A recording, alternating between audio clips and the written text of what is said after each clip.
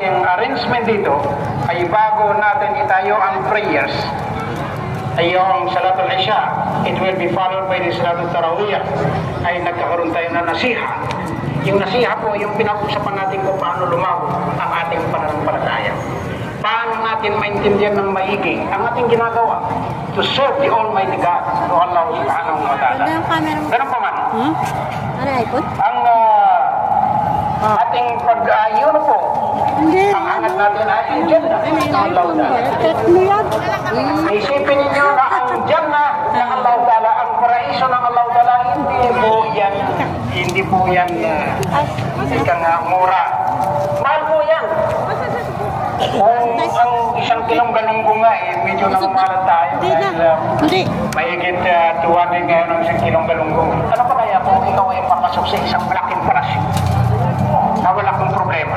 Everything is there. Pagkain, inumin, tirahan, damit, bibigyan ka ng palasyo, babayaran po natin yan.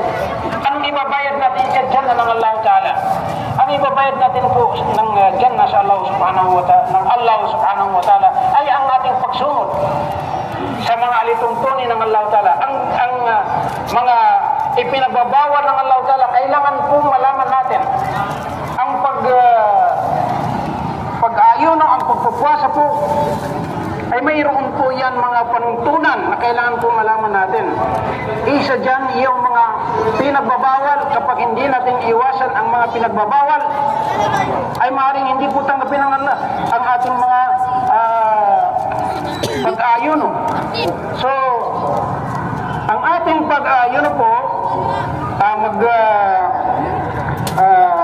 banggit tayo rito ng mga panuntunan po para po sa ating mga